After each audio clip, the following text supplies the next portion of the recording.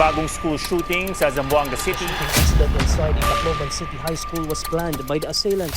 Unsay kapabilidad sa pangutok sa usa ka batan. Magkahiwalay na stabbing incident ang nangyari sa lugang eskwelahan sa Cavite na nangyari. Nano nga ang iyang gihimo given nga mo resulta kini sa pagkaguba sa iyang kaugmaon, muralag wala. Kung atong tanawon ang pagkinatibuk ang makita ni mga koneksyon sa lain-laing mga factors, ang social media mao ang hatag. Higala, kumusta? Hain mangyud na nukad ang youth violence. Sa sunod-sunod nga mga balita, may kalabutan sa mga kabatanunan nga nalambigit sa mga dagkong krimen. Makapangutana ka sa imong kaugalingon. Hain kini nagagikan. Tungod ba kini sa pagpabaya sa atong mga sistema sa katilingban, sa atong mga balaod, o kapabayaan sa mga ginikanan? Sa tinuod lang, daghana ang mga diskusyon bahin niini nga sitwasyon. Ug nga makita nimo sa mga debate nga dili sayon ang pagsulbad niini nga sitwasyon. Daghana nga gitumbok ngano apan dili sayon ang tubag.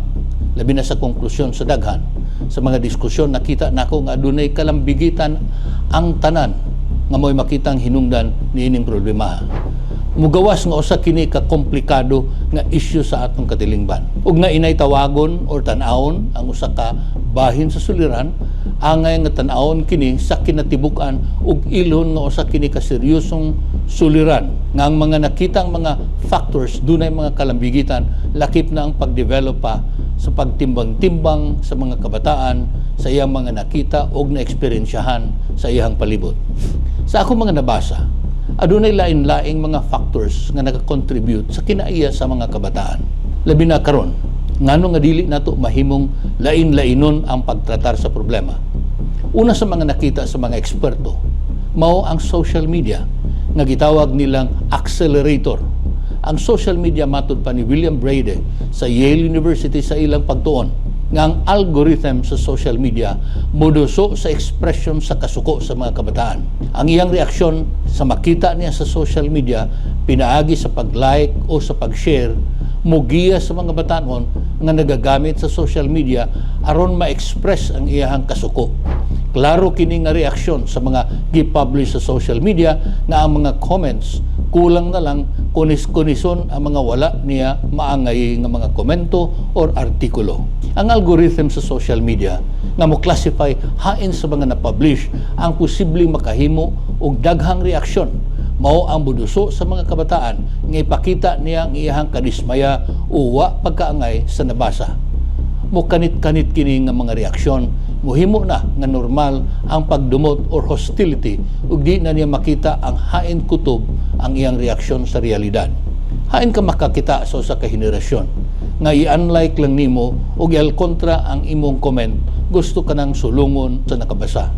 Gawas ni ana napay platform sa social media nga magpauso-uso ug mo-influensya sa behavior sa kinaiya ug mga panglantaw sama sa pagpasakit sa ilang kaugalingon.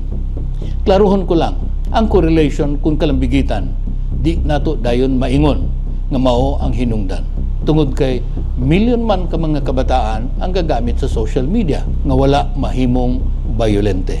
Apan sa mga aduna na ay problemang psychological, mo resulta kini sa dili makatulog, di na mo gawas sa balay ug lahi na ang iyang relasyon sa uban. Gitawag nila og weirdo na ang kinaiya. Ikaduha mao ang political nga mga sistema sa atong katilingban. Nagiingon sa mga eksperto nga mga stressors sa mga kabataan. Wa ako modapig og politikanhong grupo nga ri. Apan ang pangkinatibuk ang kahimtang nga nahimo sa mga dagko or adults. Ang kawalay nakitang alibyo sa sweldo, kapuy-an, naghatag og pagtuo sa kabataan nga ngit-ngit kaayo ug way klaro ang ilang kaugmaon.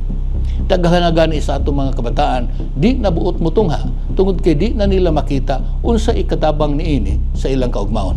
Tungod kay nakita nila sa ilang palibot nga daghan ang mga nakahuman apan nagpabiling way trabaho or kumudawat magtrabaho mubo ang sweldo. Ang pagpasagad sa politikanhong liderato nga nagbaliwala sa kamahinungdanon sa mga parke nga dito maatuan sa mga bata, libraries o mga recreational centers, wala. Nagpasabot nga walay maatuan ang kabataan nga luwas nga naay serbisyo nga unta makatabang kini sa pagpakunod sa ilang aggression. Klaruhon lang nako nga ang political nga kondisyon o priorities misugnod sa stresses sa mga kabataan apan di nila madiktahan unsa ang reaksyon sa mga kabataan sa stress nga nahimo. Pwedeng bayolente o makapa-discourage sa mga kabataan o mapausab sa iyang kinaiya. O ang pundasyon sa paghulma sa kinaiya o motibasyon sa mga kabataan mao ang pamilya. Apan nausab nganhi ang usa sa mga sinugdanan sa pagkahugno sa kinaiya sa mga kabataan. Si Dr. Laura Markham, ang founder sa AHA o author sa Peaceful Parent Happy Kids, nagtudlo sa mga ginikanan unsaon sa pagdumala sa mga emosyon sa mga ginikanan aron mo matuto o maghatag og self-discipline o mahimong matinabangon ang ilang mga anak. Sama sa ubang mga nagtuon niini nga kahimtang, nagkahiusa nga ang question wala magtuyok sa good or bad parenting. Apan naa sa paggiya sa emotional o pagsiguro sa attachment sa kabataan ngadto sa iyang pamilya. Pananglit, ang paghimo og modelo sa pagsulbad sa problema. Ang mga kabataan unang makat-on sa pagsulbad sa problema. Kung ang mga ginikanan kutob ra sa pagpangasaba o paggamit og bunal, mahimo kining sundan sa mga kabataan. Miresulta kini sa pagdistansya sa kabataan ngadto sa ilang ginikanan. Resulta, wa siya masultihan sa iyang suliran o sa iyang kaligutgot mo tanaw pinaagi sa violence ngadto sa uban or iyang pasakitan ang iyang kaugalingon. Apan wa nako ipasabot nga ang modelo nga mga ginikanan igo na nga makapugong sa pagdevelop sa kinaiya sa mga kabataang mahimong bayolente tungod kay na-influensyahan kini sa iyang mga higala pod or kadtong mga naay genetic gyud nga problema sa panguna-una. Samot na sa atong mga kahimtang karon sa Pilipinas nga tungod sa kalisod mapugos ang mga ginikanan nga magdubli kayod nga moepekto sa relasyon sa bata ngadto sa iyang ginikanan. O kining tanan natong gihisgutan mo kanaog sa unsay kapabilidad sa pangutok sa usa ka batan-on.